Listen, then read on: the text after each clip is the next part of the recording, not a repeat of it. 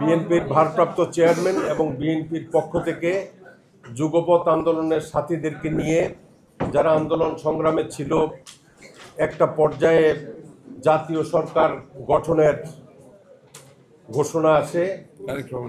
তারেক রহমান সাহেব এই ঘোষণা দেন। আমাদের অনেক দল অনেক বড় রকমের প্রত্যাশা করতে পারে যে অমুক দল থেকে এতজন প্রার্থী হবে বা অতজন প্রার্থী হবে।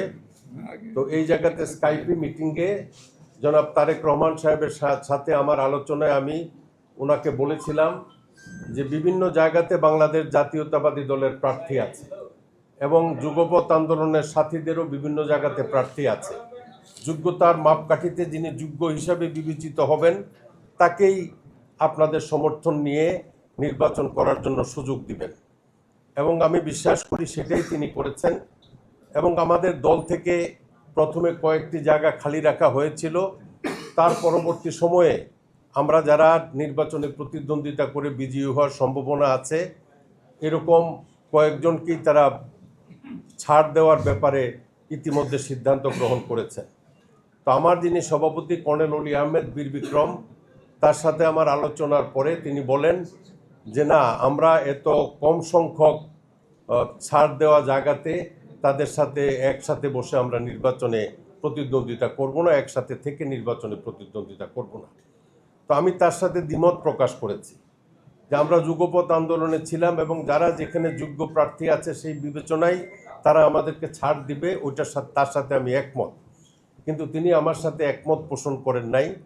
তো এই দলের সিংহভাগ স্থায়ী কমিটির প্রেসিডিয়াম সদস্য এবং বাংলাদেশের বিভিন্ন জায়গার নেতাকর্মীরা তারা আমার সাথে একমত পোষণ করেছেন, কিন্তু কর্নেল অলি আহমেদ সাহেব একমত পোষণ করেন নাই। এবং একমত পোষণ না করে তিনি আজকে একটি প্রেস কনফারেন্স ডেকেছেন পার্টি অফিসে, আর অন্যদিকে বিএনপি অফিস থেকে আমাকে এই জায়গাতে আসার জন্য তারা আমন্ত্রণ জানিয়েছেন। আমাদের দলের একজনকে আমন্ত্রণ জানিয়েছিলেন, সেটা হলো কর্নেল অলি আহমেদের ছেলে। তো কর্নেল অলি আহমেদের ছেলে আমার সাথে আসে নাই। তো আমি আশা করি যে ওনার হয়তো শুভবুদ্ধির উদয় হবে। যদিও উনি আজকে প্রেস কনফারেন্স ডেকে বলছেন যে তিনি বিএনপির সাথে সমঝোতার ভিত্তিতে কোনো নির্বাচনে যাবেন না, তবে তিনি নির্বাচনে আসুক আর না আসুক, আমি বিএনপির সাথে সমঝোতার ভিত্তিতে নির্বাচনে প্রতিশ্রুতিবদ্ধ এবং আমি বিএনপির নেতৃত্বাধীন যে আমাদের সমঝোতা হয়েছে সেই সমঝোতার সাথে আমি একমত এবং আমি বিএনপির সাথে মিলেই আমার কুমিল্লা 255 কুমিল্লা 7 নির্বাচনী এলাকা থেকে নির্বাচনে প্রতিদ্বন্দ্বিতা করব। লিলি বিউটি সোপ, যার অ্যান্টি এজিং গুণ তারুণ্য ধরে রেখে ত্বকে করে উজ্জ্বল। তারুণ্যময় উজ্জ্বল ত্বকের জন্য রিমার্ক,